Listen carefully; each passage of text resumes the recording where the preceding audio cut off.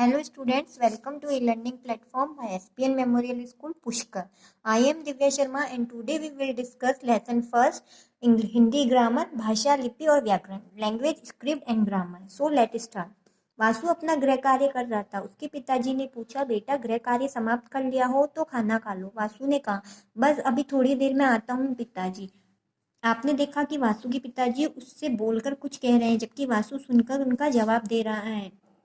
नेहा के पिताजी ने उसकी माँ से कहा कि तुम्हारी बेटी नेहा का पत्र आया है. वे इस बार भी परीक्षा में प्रथम आई है. अब उसे स्कूल में छात्रवृत्ति भी मिलेगी. पत्र पढ़कर नेहा की माँ बहुत प्रसन्न हुई. आपने देखा कि नेहा ने पत्र लिखकर अपनी बात समझाई है. उसकी माँ तथा उसके पिताजी पढ़कर उसी की बात को समझ रहे हैं. इस प्रकार हम बोलकर, सुनकर, लिखकर तथा पढ़कर अपनी बातों को समझाते हैं. ये भाषा है. अतः वे साधन जिसके द्वारा हम अपने विचारों व भावों का आदान प्रदान करते हैं उसे भाषा कहलाता है. वे भाषा कहलाती है. भाषा के कितने रूप होते हैं, मतलब टाइप्स कितने होते हैं इसके? भाषा के दो रूप होते हैं, मौखिक और लिखित. मौखिक रूप, पहला जो रूप होता है वह मौखिक रूप होता है. ये भाषा का वह रूप है जिसे हम बोलकर और सुनकर अपने भावों को व्यक्त करते हैं. ओके, जैसे समाचार वाचक समाचार सुना रहा है, लड़की गाना गा रही है, बच्चे बातें कर रहे हैं.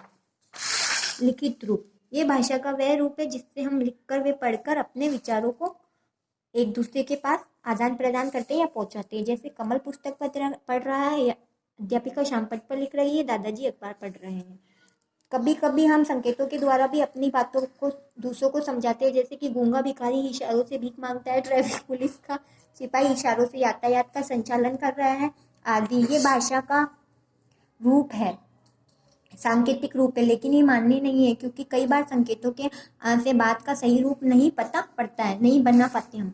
भाषाएं, भारत एक विशाल देश है. यहाँ कई प्रकार की भाषाएं बोली जाती है. जैसे पंजाब में पंजाबी, महाराष्ट्र में मराठी, पश्चिम में बंगाल या बंगाली, तमिलनाडु में तमिल, केरल में मलयालम, कश्मीर में कश्मीरी, कर्नाटक में कन्नड़, आंध्र प्रदेश में तेलुगु आदि. हमारी राष्ट्रीय भाषा हिंदी है. ये सभी को पता होगा कि हमारी राष्ट्रीय भाषा हिंदी है. ये हमारे देश में सर्वाधिक बोली जाती है. ओके, संसार के सभी देशों में अलग अलग भाषाएं बोली जाती है. जैसे इंग्लैंड में अंग्रेजी, जर्मन में जर्मनी, नेपाल में नेपाली और चीन में चीनी, फ्रांस में फ्रांसीसी. अंग्रेजी भाषा को अंतर्राष्ट्रीय भाषा में माना जाता है क्योंकि ये संसार के लगभग सभी देशों में बोली जाती है और समझी जाती है. लिपि, प्रत्येक भाषा को लिखने का ढंग अलग होता है. भाषा को लिखते समय कुछ चिन्हों का प्रयोग किया जाता है जिन्हें लिपि कहा जाता है. प्रत्येक भाषा की अपनी लिपि होती है जिन्हें अब आप जानते हैं कि प्रत्येक भाषा की अपनी लिपि होती है. हिंदी भाषा की लिपि कौन सी है? देवनागरी है. कुछ अन्य भाषाएं तथा उनकी लिपियां इस प्रकार है. जैसे संस्कृत की क्या है? देवनागरी. मराठी की भी देवनागरी, फ्रांसीसी की रोमन, उर्दू की फारसी, नेपाली की देवनागरी, अंग्रेजी की रोमन, जर्मन की रोमन, पंजाब की गुरमुखी और अरबी की फारसी. अब व्याकरण, दिए गए चित्रों को ध्यान से देखो. रिया सो रहे हैं, लड़के खेल रहे हैं.